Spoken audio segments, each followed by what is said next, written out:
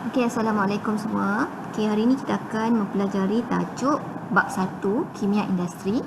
Okey, subtopik 1.2 kaca dan seramik. Okey, minggu lepas kita belajar tentang alloy. Jadi pada minggu ni kita belajar tentang kaca dan seramik. Kita akan berkenalan dengan kaca dan seramik. Okey, kenapa kaca dan seramik diletakkan di bawah satu tajuk? Okey, disebabkan kaca dan seramik ni sebenarnya ada banyak persamaan. Dia ada perbezaan juga, tapi dia ada banyak persamaan sebenarnya antara kaca dan seramik. Kalau tengok dalam rumah awak, ada tak barangan diperbuat daripada kaca? Mesti ada kan? Seramik, ada tak barang diperbuat daripada seramik? Cuba awak tengok kat luar ke, kat dalam rumah tu ke. Dan awak tahu tak sebenarnya kaca dan seramik tu apa? Jadi hari ni kita nak belajar tentang kaca dan seramik. Okey, pertama ialah apakah kaca? Kaca tu apa? Awak tahu kaca tu, awak kenal kaca. Tapi awak tahu tak sebenarnya kaca tu sebenarnya diperbuat daripada satu bahan yang dinamakan sebagai silika. Okey, silika. Silika itu ialah bahan semula jadi yang terdapat di dalam pasir. Okey, silika ialah sebatian yang mengandungi silikon dioksida yang wujud di dalam pasir. Bermaksud silika ni terdapat dalam pasir. Bermaksud pasir ni sebenarnya digunakan untuk membuat kaca. Okey, ingat silika. Silika ni tadi, iaitu pasir tu akan dileburkan, bermaksud dicairkan sekitar 1500 darjah Celsius. Suhu tu tinggi sangat. Sampailah pasir tu menjadi cecair dan kemudian dia akan bentukkan menjadi kaca. Ni pula ada 4 jenis sebenarnya. Cikgu akan sediakan video. Kita nampak kaca tu macam kaca lah kaca. Tapi kita tak tahu sebenarnya kaca ni ada jenis-jenis dia juga. Okey, yang pertama ialah kaca silika terlakur. Kaca silika terlakur, apa sifat dia sebenarnya? Dia tahan haba, ditahan bahan kimia ataupun kita panggil dia sebagai lengai. Lengai ni bermaksud ditahan bahan kimia. Apa bahan kimia? Contoh asid ke, alkali yang kuat-kuat tu, kita boleh gunakan kaca ini. Okay, kita boleh letakkan kat dalam sebab dia tahan bahan kimia. Takat lebur tinggi maksud dia tak mudah lebur, tak mudah cair dan dia tak mudah berubah bentuk. Maksudnya kalau kita panaskan dia, bentuk dia akan jadi tetap, akan kekal lah. Komposisi kimia dalam kaca silika terlakur terdapat satu bahan namanya silika. Okey, ni tadi cikgu cakap silika ni sebenarnya adalah pasir. Kegunaan disebabkan sifat dia ni yang tahan haba dan tahan bahan kimia. Okey, jadi dia sangat sesuai untuk digunakan untuk membuat alat makmal, radas makmal. Okey, contoh bika, tabung uji, silinder penyukat. Okey, sebab dia tahan bahan-bahan kimia dan juga kalau kita nak panaskan pun tak ada masalah. Cermin dan juga kanta optik. Kanta spek mata semua tu kan. Okey, itu dibuat daripada kaca silika terlakur. Okey, ingat ni sifat-sifat dia. Okey, yang kedua adalah kaca soda kapur. Okey, sifat dia agak kurang berbanding dengan kaca silika terlakur tadi. Kalau awak tengok dia berbeza Pertama, takat lebur dia rendah, maksudnya dia mudah lebur. Kalau kita panaskan, dia akan jadi macam cair ataupun dia akan pecah. Okey, dia mudah dibentuk. Okey, kalau kita nak panaskan dia dengan suhu yang tinggi, syarat dia lah dengan suhu yang tinggi, dia akan cair dan kita boleh shape dia balik, boleh bentukkan dia balik. Dia mudah pecah dan dia tidak tahan haba. So ni kita nampak macam agak lemah lah kaca soda kapur berbanding kaca silika terlakur tadi. Komposisi kimia dia ada silika, sama juga silika, kalsium karbonat, natrium karbonat. So nama karbonat ni sebenarnya adalah datangnya daripada kapur tadi. Dia bahan yang terdapat di dalam kapur. Sebab itulah namanya kaca soda kapur. Kegunaan cermin. Okey, cermin, botol kaca. Kan botol kalau kita jatuhkan dia mudah pecah kan. Okey. Tingkap, mentol lampu, mentol pun sama. Kalau terjatuh sikit, dia dah pecah dah. Dan juga pinggan mangkuk. Okey, pinggan mangkuk lah. Kalau kita nak panaskan, kita letak lauk, nak panaskan di atas api, boleh ke tidak? Tak boleh kan, sebab dia akan pecah. Okey, sebab dia tak tahan lah. Disebabkan sifat kaca soda kapur ni yang agak lemah. Okey, yang ketiga adalah kaca borosilikat. Okey, kaca borosilikat ni banyak kelebihan dia.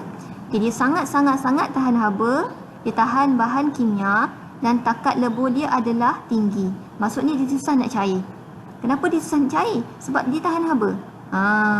Komposisi dia ada silika. Okey, silika ni memang ada kat mana-mana kaca. Boron oksida, natrium oksida, aluminium oksida. Okey, so perkataan boron ni lah menjadikan namanya ialah borosilikat. Okey, kegunaan dia sama macam tadi Dia tahan haba, dia tahan bahan kimia. Jadi kegunaan dia sangat sesuai digunakan untuk buat alat memasak. Contoh kat sini ada setengah mak-mak awak ni dibeli periuk macam ni kan. Okey, so periuk macam ni boleh ni masuk dalam microwave boleh, nak panaskan boleh. Dia tak pecah. Okey, radas makmal. Okey, yang ni sama juga macam tadi. Tadi kaca silika telakur tu digunakan untuk buat alat makmal. So kaca borosilikat pun sama. Okey, banyak digunakan untuk buat alat makmal. Sebab alat makmal ni biasanya digunakan untuk letak bahan-bahan kimia, digunakan untuk dipanaskan, kita nak panaskan atas bansen benda tu kan. Jadi kalau kita guna kaca yang tak tahan, dia pecah lah. Jadi kalau kita guna kaca borosilikat, dia tak mudah pecah dan dia tahan haba. Okay, yang ketiga adalah kaca plumbum. Kaca plumbum, sifat-sifat dia, dia takat lebur dia adalah rendah, maksudnya dia mudah cair. Tapi keistimewaan kaca plumbum ini ialah dia mempunyai indeks biasan yang tinggi. Apa maksud dia?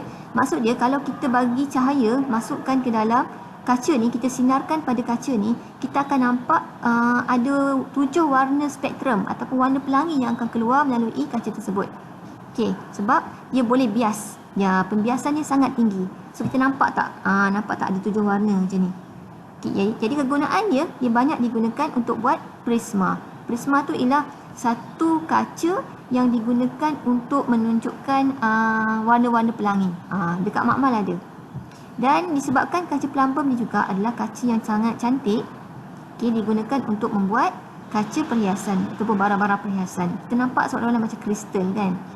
Komposisi dia ada silika, dia ada plumbum oksida, dia ada natrium oksida. Untuk buat kaca plumbum ini. Seterusnya seramik pula. Seramik, kalau tengok gambar ni, seramik ni cikgu rasa semua tahu kot. Dia diperbuat daripada tanah liat. Tanah juga. Dan dalam tanah liat ada satu bahan kita namakan sebagai aluminium silikat. Jumpa lagi perkataan silika. Jadi sebenarnya seramik dengan kaca ni asal dia sebenarnya daripada bahan yang sama, silika. Cuma seramik ni kita spesifik lagi bahan tersebut namanya aluminium silikat. Dan seramik, kalau kita nak jadikan dia seramik, tanah liat ni mesti kita panaskan dulu pada suhu yang tinggi. Contoh dia dah buat ni, dia dah bentukkan supaya jadi pasu. Dan benda ni nanti kita akan masukkan ke dalam satu tempat untuk kita panaskan dia. Baru dia akan bertukar menjadi seramik. Selain daripada pasu, seramik juga digunakan untuk buat pinggan mangkuk ataupun bekas makanan, periuk macam ni. Dan seramik ni biasanya memang orang gunakan untuk buat memasak lah, sebab dia tahan haba. Seterusnya ciri-ciri seramik, kalau awak tengok, dia tahan haba dan tekanan yang tinggi. So dia lagi bagus berbanding dengan kaca. Kaca dia kurang tahan haba. Kecuali kalau kaca borosilikat yang cikgu cakap tadi, dia tahan haba kan. Tapi seramik ni dia memang tahan haba. Dia keras tapi dia rapuh. Apa maksud rapuh? Rapuh ni bermaksud kalau kita jatuhkan dia mudah pecah. Dia mudah pecah. Sama macam kaca. Dia tahan bahan kimia, sama macam kaca juga. Dia tak berkarat, sama macam kaca. Dan dia adalah penebat haba dan elektrik. Yang ni, elektrik. Kaca dia pun penebat elektrik. Tapi kaca, ada setengah kaca dia tak tahan haba kan. Jadi seramik ni dia boleh tahan haba dan dia boleh jadikan sebagai penebat elektrik. So kita nampak banyak keistimewaan seramik, kecuali satu ni sahaja, iaitu dia rapuh, iaitu dia mudah pecah. Kalau tengok kegunaan seramik, seramik juga digunakan untuk membuat pinggan mangkuk sama seperti kaca tadi. Yang ni special. Dia boleh digunakan untuk buat gigi palsu. Ni gigi palsu ni. Awak tengok, awak punya atuk awak ke, nenek awak ke, mak ayah awak ke, ada tak yang pakai gigi palsu? Awak tengok bahan dia. Dia sebenarnya dibuat daripada seramik. Kemudian ni lantai, mozaik ni, tile ni. Yang ni pun dibuat daripada seramik. Ni kebanyakan rumah-rumah kan dipasang ni. Ini pun seramik. Sinki. Sinki ni kalau tengok kat bilik air, kat toilet, biasanya kita gunakan sinki seramik. Tapi kalau kat dapur biasanya kita guna sinki daripada alloy, alloy kan, macam aluminium tu kan. Tapi setengah rumah ada juga yang gunakan sinki macam ni. Cuma bahayanya kalau kat dapur kita pakai macam ni, dia mudah pecah lah. Biasanya sinki seramik ni kita letakkan di dalam bilik air toilet. Kemudian pasu. Ni komponen elektronik. Kepala dia ni dibuat daripada seramik. Kenapa dibuat pada seramik? Sebabkan seramik tadi dia boleh dijadikan sebagai penebat elektrik. Okey, so ni antara kegunaan seramik. Banyak lagi sebenarnya, tapi ni antara. Okay, kemudian kita tengok perbezaan kaca dan seramik. Okey, first kali kita tengok persamaan. Komponen utama dalam kaca dan seramik adalah silika. Okey, silika yang kita dapati daripada pasir untuk kaca dan untuk seramik daripada tanah liat. Okey, dia keras, kaca dan seramik keras tetapi dia rapuh. Maksudnya dia mudah pecah. Okey, dia kaca dan seramik adalah penebat elektrik. Okey, kaca dan seramik juga dia tahan bahan kimia ataupun kita panggil sebagai lengai. Dan dia tahan karat. Ada ke kaca yang berkarat? Tak ada kan? Kaca tak berkarat. Perbezaan kaca dan seramik, kaca ni adalah luksina. Luksina jernih kita nampak kan. Kalau awak letak air kat dalam tu, awak nampak air apa yang ada kat dalam botol tu. Sebab kaca adalah luksina.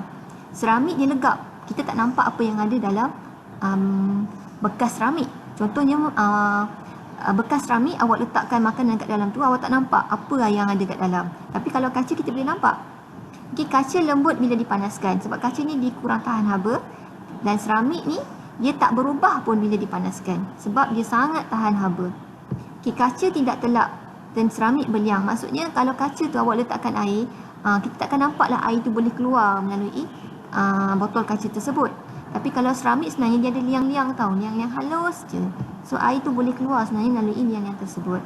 Okay, so ni adalah antara perbezaan kaca dan seramik. So kalau ada masalah, boleh tanya cikgu ataupun boleh masukkan dalam grup lah soalan-soalan. Okay, so kaca dan seramik tak ada banyak, sikit saja. Awak boleh juga rujuk pada nota yang cikgu berikan dan nanti cikgu akan berikan soalan untuk awak jawab. Okay, itu saja. Sekian, terima kasih.